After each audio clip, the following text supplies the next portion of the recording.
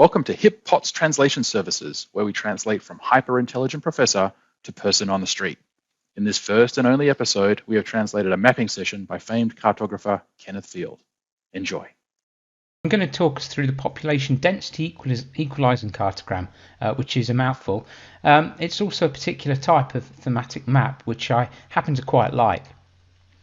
It might sound paradoxical, but geography can get in the way of making a good thematic map, largely because administrative boundaries vary in size, as do population densities within the areas they represent. Now, this immediately compromises the cognitive rationale for designing most thematic maps, which is really to provide the reader with a map from which comparisons between areas are clear and discernible. For instance, on a geographical map, at the very least you have to manipulate data to take account of the inherent differences in the size of each area. Now, this might be done through normalizing absolute values for a choropleth map to report them as a rate or a percentage, say, or by choosing a different map type altogether that supports the mapping of totals, such as a proportional symbol map. But instead of processing the data to retain the geography, an alternative is to retain the absolute data values, but instead modify the geography. So consider the United States electoral system, in which states with larger populations get more electoral college votes, and where colour is often simply used to show the victorious party at state or county level. Yet the more populous states are not necessarily the same as the largest states in terms of land area, and so a map that shows the predominant result as either red or blue in the geographical sense inevitably skews our perception of the result.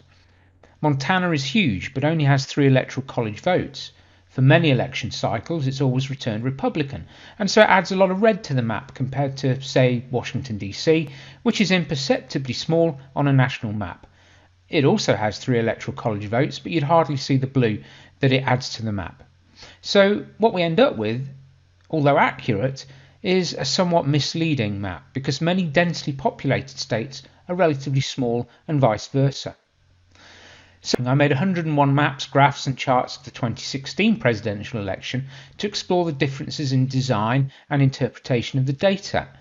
Here, for instance, is a county-level map of the results, which shows the issue of land area overemphasizing sparsely populated areas compared with densely populated areas.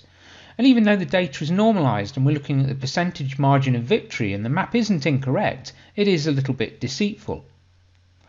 People are simply not that good at seeing through the mediated view of the data that the map technique delivers.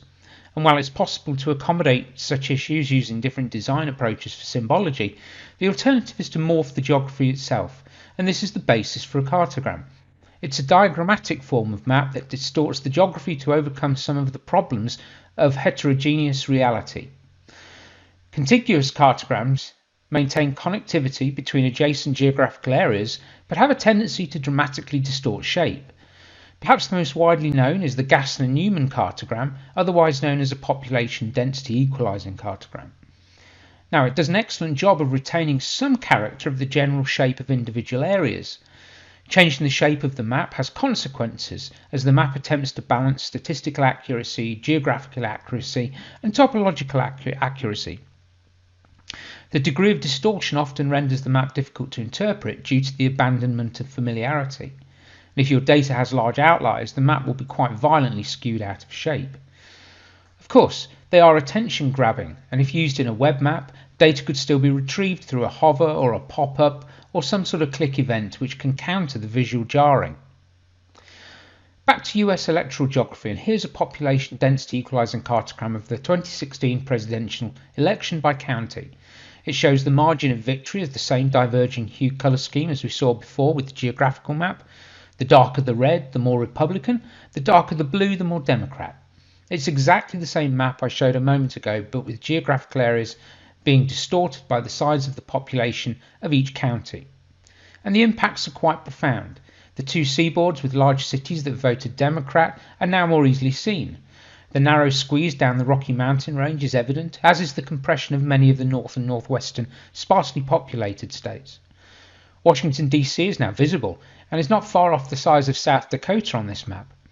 And to counter the lack of familiarity, the map has city labels added so people can find places by name. State boundaries are also added to help people see the collection of counties that make up each state.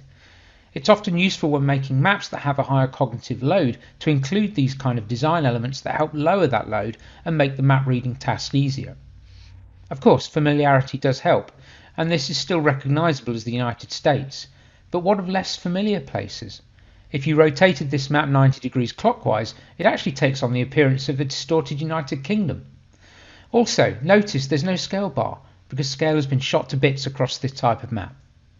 So these types of maps often result in a quite visceral reaction, which can be both beneficial or a drawback.